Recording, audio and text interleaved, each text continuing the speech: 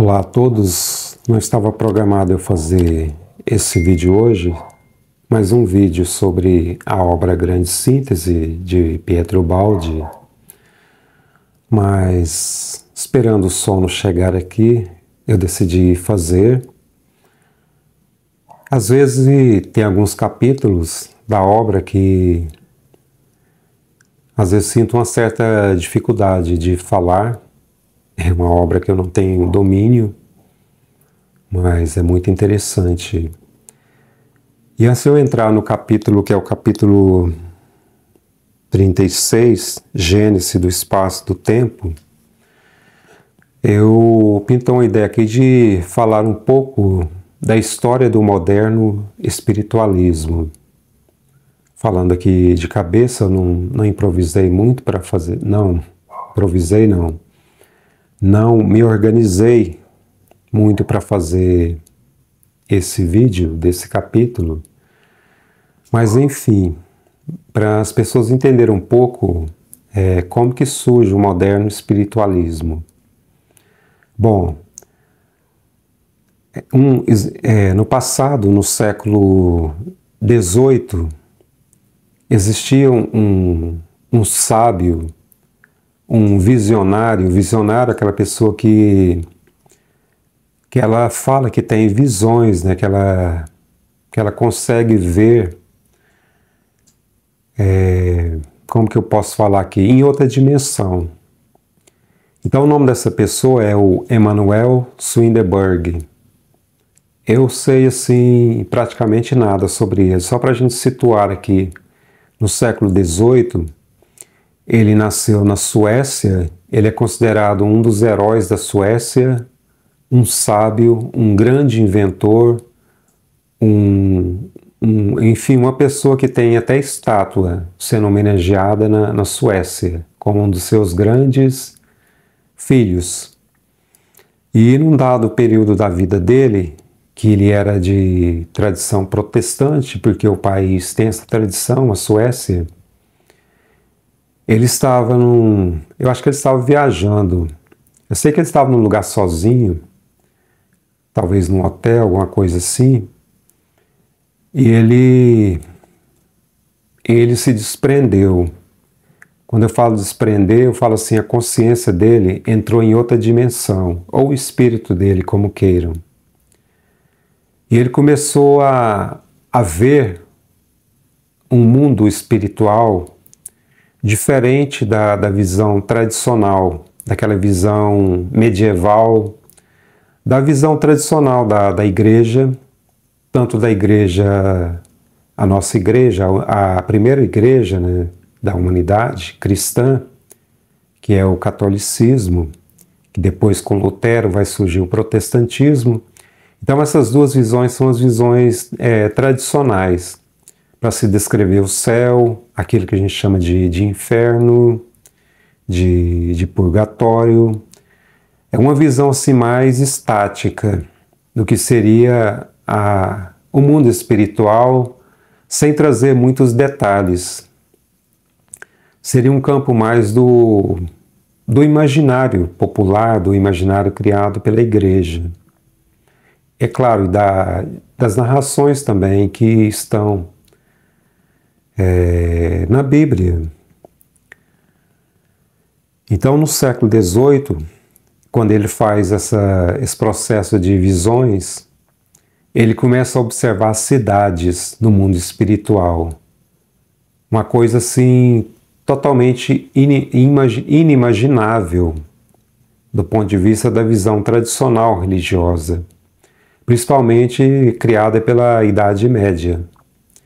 Então ele começa a ver uma vida dinâmica, como se fosse a vida terrena, só que num plano espiritual, em uma outra dimensão.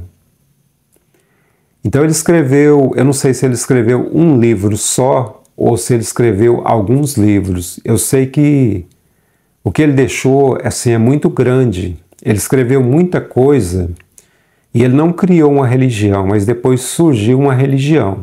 Existem templos, igrejas que adotam os livros que ele deixou, dessas visões que ele descreve do mundo espiritual E seguindo já no século XIX, em Hydensville, nos Estados Unidos, no condado de Hydensville, se não me engano, estou falando de cabeça, algumas irmãs, chamadas de Irmãs Fox, que moravam num pequeno vilarejo, numa casa humilde, começaram a perceber batidas que aconteciam pela casa, batidas na parede, que eles chamam de raps. Então elas começaram na verdade, elas eram médiums. E elas começaram a criar uma forma de diálogo com essas batidas, porque elas perceberam que era uma batida inteligente, não era um produto assim de um fenômeno casual da natureza, algum fenômeno assim desconhecido da natureza. Enfim, elas criaram um alfabeto com essas batidas e descobriram que na casa que elas moravam, nessa humilde casa, um caixeiro viajante havia sido assassinado. Não pela família dela, mas provavelmente por outra família que tinha morado nessa casa. E o corpo estava escondido na parede, porque a pessoa que matou, ela levantou uma parede e ocultou o corpo. Sendo mais claro, seria o espírito dessa pessoa que foi assassinada. E ela fez a comunicação através dessas garotas que eram médiums. Isso explica por que aconteciam as batidas. E, enfim, isso aí, a história avança, né? Isso aí foi um marco do moderno espiritualismo. E na França, falando de Europa especificamente, esse fenômeno se alastrou pelos Estados Unidos. Muitas igrejas, muitos lugares que tinham pequenas seitas, os fenômenos mediúnicos começaram a acontecer. E eles chegaram na Europa, se tornou uma febre na Europa. A sociedade se reunia em torno de mesas à noite, às vezes se levantavam, eles usavam esses códigos de comunicação para fazer perguntas fúteis a essas manifestações que pareciam ser manifestações inteligentes. Mas quem chegou a essa conclusão, não só ele, né, mas principalmente ele, foi o Sr. Hippolyte Rivail, mais conhecido pelo pseudônimo de Allan Kardec. Então um dia ele foi convidado a participar de uma dessas reuniões que eram comuns à sociedade francesa. E ele começou a observar que existia realmente um princípio de inteligência naquelas batidas, naquelas mesas que levantavam e eles faziam perguntas. E ele começou a estudar aquilo. E avançando as coisas, ele começou a fazer reuniões, ele delegou um grupo de médiums, que eram até as principais, me parece que eram duas jovens, adolescentes, mas ele também, ele experimentou estudar o fenômeno com outros médiums também, além dele estabelecer correspondências mundo afora. Então ele começou a perceber uma organização, uma ordem nessas manifestações, princípios de querer passar algo.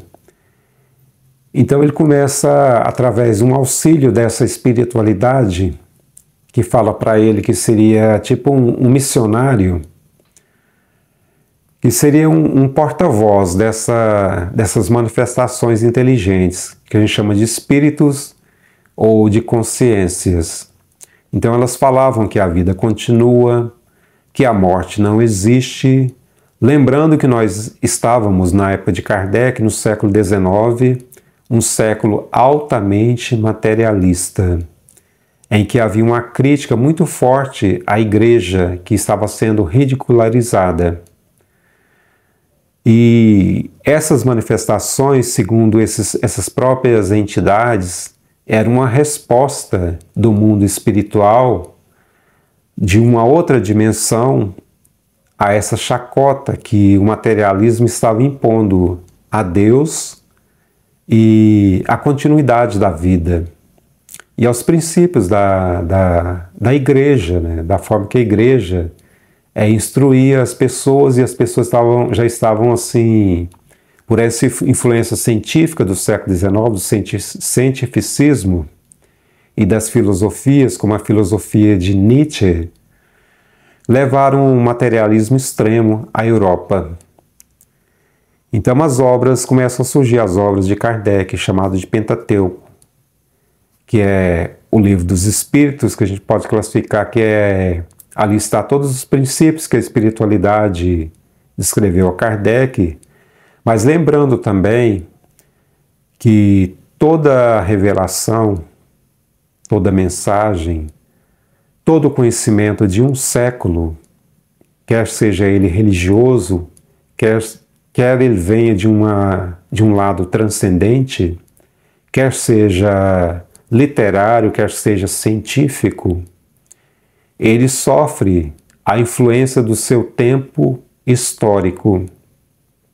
Por que eu estou dizendo isso? Porque algumas pessoas falam assim, hoje, muita coisa que o Kardec escreveu, o Allan Kardec, hoje já não serve mais, porque nós estamos vivendo sobre uma nova esfera histórica, ou seja,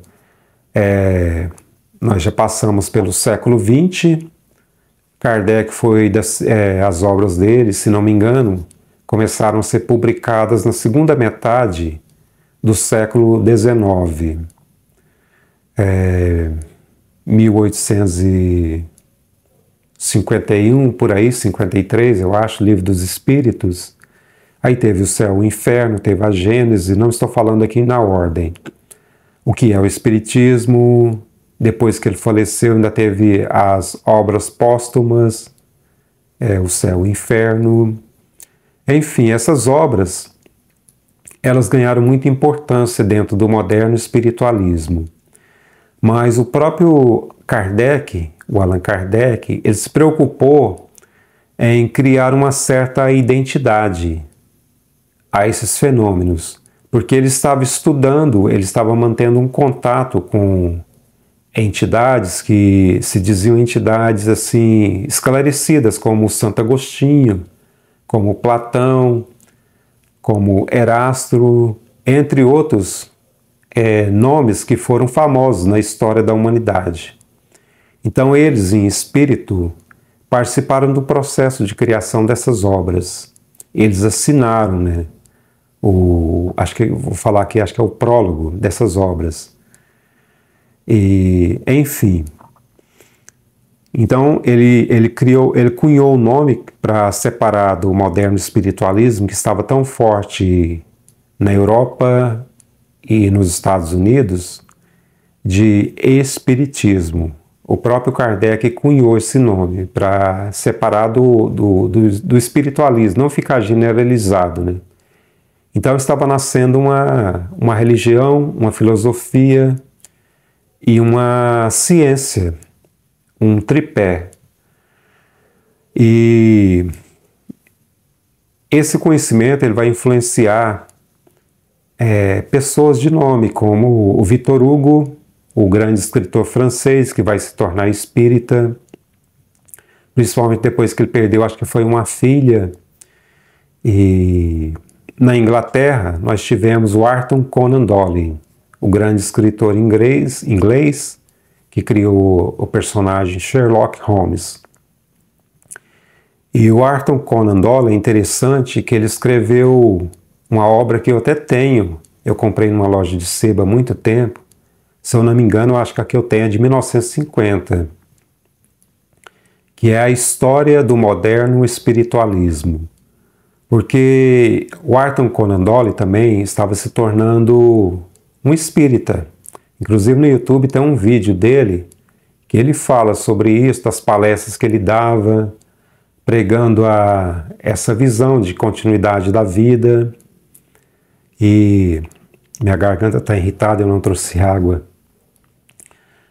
Enfim, ele escreveu essa obra, que eu li essa obra, eu tenho essa obra, Ele fez uma investigação. Eu tive que fazer um corte no vídeo porque minha garganta irritou e eu não tinha nenhum copo de água aqui para tomar.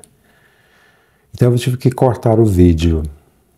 Seguindo, então a obra de Arthur Conan Doyle, intitulada História do Moderno Espiritualismo, é uma investigação profunda que ele fez sobre os fenômenos.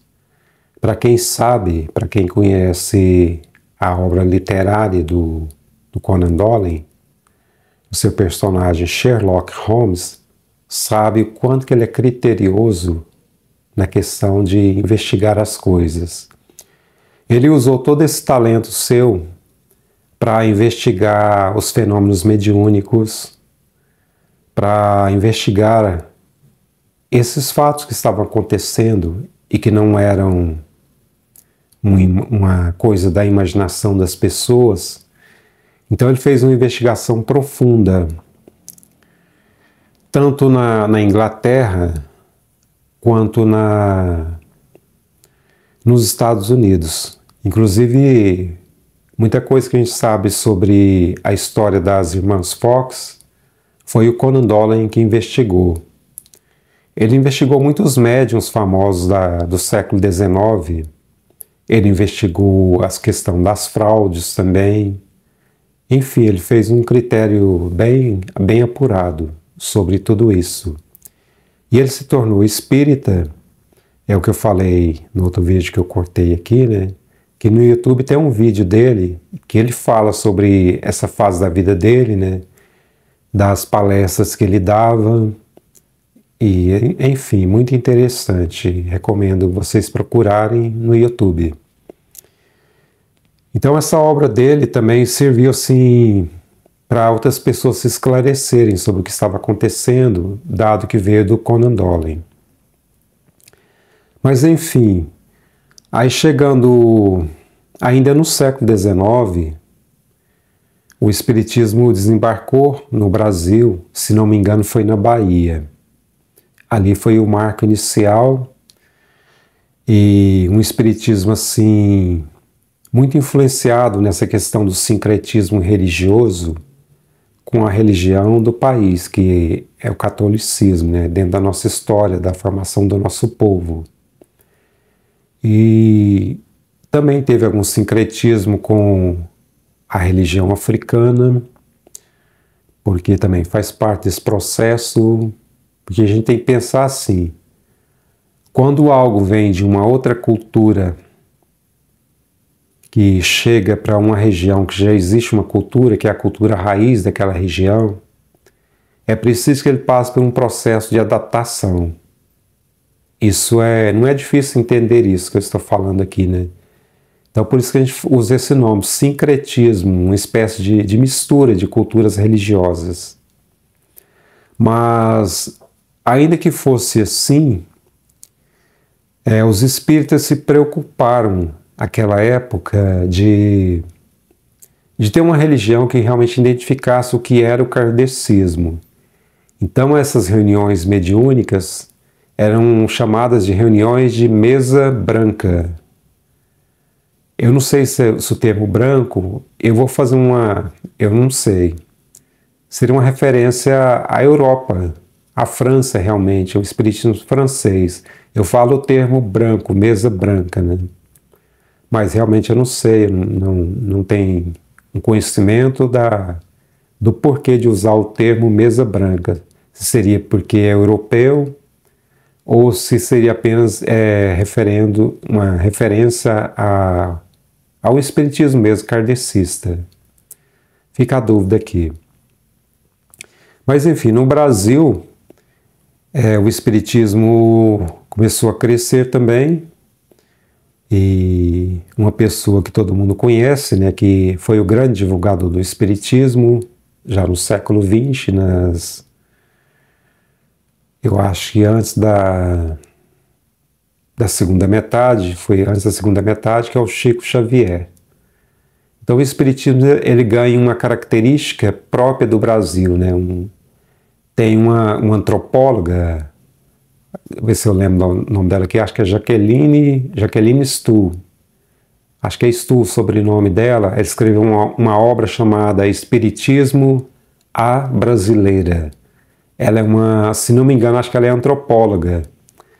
Então ela escreveu uma tese, né, que virou o livro, estudando essa característica cultural do espiritismo brasileiro, principalmente na figura de Chico Xavier, que tem características assim, por exemplo, a questão de Maria Santíssima, Nossa Senhora, ela é muito aceita dentro do espiritismo brasileiro, Francisco de Assis também, enfim, esse é o lado brasileiro, né? E na Itália, aí entrando aqui na obra Grande Síntese, uma pessoa também estudou o espiritismo, que era o Pietro Baldi, uma pessoa assim, poliglota, falava várias línguas, de uma família muito rica, uma ligação muito forte com a Igreja Católica. Inclusive, quando ele casou, ele teve uma audiência com o Papa, para vocês verem a importância que ele tinha, a família dele, a influência, né? A influência que ela tinha. Mas, enfim, quando ele escreve a Grande Síntese, eu acho que principalmente a Grande Síntese, porque ele escreveu 24 obras, 12 na Itália e 12 no Brasil, ele, a princípio, ele escreveu umas mensagens lá sobre o Natal, que foi até bem-vindo pela igreja, mas depois teve problemas. Eu acho que quando eles conheceram um pouco mais da Grande Síntese, porque ela também fala de reencarnação, que Pietro Baldi, dentro da sua visão, ele não via como escrever, relatar o processo de evolução no sentido de transcendência, se não se colocar reencarnação, porque ela faz parte do processo da evolução. Enfim, algumas coisas lá a igreja não aceitou e ele teve que sair, né, não teve mais esse apoio da igreja.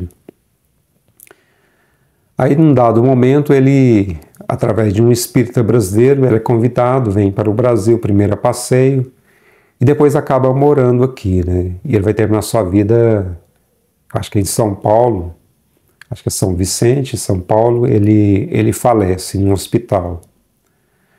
Mas ele deixou as 12 obras brasileiras da sua visão, da grande voz. Eu só falo isso aqui só para vocês entenderem um pouco do processo do moderno espiritualismo, né? Então, Pietro Baldi, ele não é unanimidade dentro do espiritismo. Existem os espíritas que aceitam as obras dele como um complemento do que Kardec havia deixado. Já outros espíritas não aceitam, porque Pietro Baldi vai falar de queda. No espiritismo não se fala de queda. Pietro Baldi vai falar que Deus se fez trino, que Deus nos criou de si próprio. O espiritismo já tem uma visão assim um pouco mais diferente dessas coisas. Eu não vou me aprofundar aqui, mas enfim, tem algumas concepções que alguns espíritas não aceitam, né? Eu, por exemplo, a minha formação é espírita. Você poderia me perguntar, mas você tem conhecimento aprofundado do espiritismo em relação às obras básicas? Eu vou falar, não tenho. Mas, assim, ao mesmo tempo, muita coisa que é essencial no espiritismo, eu tenho conhecimento. Não aprofundado, mas eu tenho. Enfim, eu estudei um pouco, assim, eu fiquei muito tempo dentro de uma casa espírita, eu fiz muitos cursos, e, enfim, eu tenho uma certa bagagem que é pequena, não vou falar que é grande não, mas foi de muito tempo dentro da casa espírita. E o espiritismo também, ele assim, se o espírita perceber as obras de Chico Xavier, elas já são uma transformação de muita coisa que Kardec deixou. Porque Kardec, ele falou para as pessoas do século XIX. Existe um conceito dentro da história que a gente fala assim, que as pessoas são escravas do seu tempo histórico. Escravas do seu tempo histórico. Ou seja, tudo que acontece naquele período nos influencia. Tudo aquilo nos faz ter uma visão de mundo. E nós não conseguimos ir além daquele tempo histórico. É como se a gente vivesse dentro de uma esfera social e o mundo é aquilo. O mundo é aquilo. Existem pessoas que a gente chama de que estão à frente do seu tempo. Mas à frente do seu tempo a gente tem que relativizar o que seria estar à frente do seu tempo. Estar à frente do seu tempo não é estar à frente da sua esfera, daquela que você está dentro dela, mas é perceber uma transformação histórica que pode estar acontecendo. É você idealizar uma invenção que não existe, mas que já existem algumas características que estão levando a isso, só que você percebeu. Você pode criar um tipo de negócio que não existe também. Por exemplo, você criar um celular, você criar um smartphone, como Steve Jobs, né? Embora tenha tido um auxílio de outras pessoas, isso é estar à frente do seu tempo, você trazer uma novidade. Como Leonardo da Vinci fez também. Então, o vídeo já ficou longo, dentro do que eu estava programado, e eu não vou entrar no capítulo aqui. Mas isso aqui é só para vocês terem uma noção, né? Então, Pietro Baldi, como ele conheceu as obras de Kardec, ele leu, ele até falou que as obras de Kardec, elas adiantaram o processo para ele. Porque se fosse para ele escrever tudo que ele tinha que escrever, ele precisaria escrever o que o Espiritismo escreveu nas obras de Kardec. Entendem? Porque é um conjunto de coisas para chegar aonde ele chegou, na grande síntese. Então, como que eu percebo as coisas? Para mim, o Espiritismo, ele não foi superado. Eu falo o Espiritismo de Kardec. Mas conceitos do século XIX, eles já são vistos de uma forma diferente hoje. Não só no sentido da religião, eu falo do moderno espiritualismo, é no sentido científico, no sentido literário, enfim, todos os sentidos. É porque o princípio da evolução ele faz isso. Aqueles que são escravos do século XIX, na transição para o século XX já é uma outra mentalidade. Então a ciência do século XIX, que é o cientificismo, ela tinha uma visão de mundo. E Kardec, não tinha como ele fugir disso aí. Não tinha como a espiritualidade falar de algo que não existia naquela época, um tipo de mentalidade diferente. Mas ao mesmo tempo foi progressista, porque aquilo que o Emanuel Swedenborg descreve dentro das suas visões, a mediunidade do século XIX já consegue avançar mais. E Kardec fez uma leitura fantástica disso. E ele deixou isso registrado nas suas obras. Depois Chico Xavier, com a sua mediunidade, avançou mais. E Pietro Baldi avançou mais ainda. É isso que às vezes alguns espíritas têm dificuldade de entender.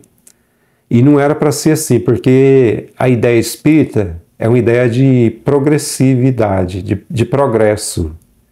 Progresso no próprio sentido material mesmo. A ciência do século XIX cria conceitos, por exemplo, Newton.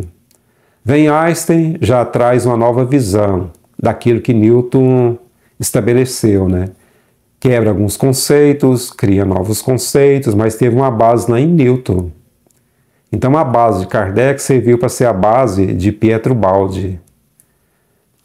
Por que muitos materialistas, por que muitos cientistas que não são tão radicais leram e gostaram da obra de Pietro Baldi? Por exemplo, Albert Einstein, Monteiro Lobato, se não me engano, acho que Augusto dos Anjos, entre outros nomes. e nomes de pessoas de faculdade, de cientistas de faculdade hoje, que leem Pietro Baldi e estudam. Porque ele vai partir desses princípios de que, para você entender a espiritualidade, você não pode negar a ciência. E o alerta que ele faz para a ciência, que é, para a ciência compreender mais, avançar mais, ela não pode abrir mão da espiritualidade. Então essas coisas têm que se abraçarem. E a filosofia é uma forma de desenvolver essas ideias, fazer que essa capacidade cognitiva se espiritualize. Entenderam? Eu vou parar por aqui porque o vídeo já foi longo.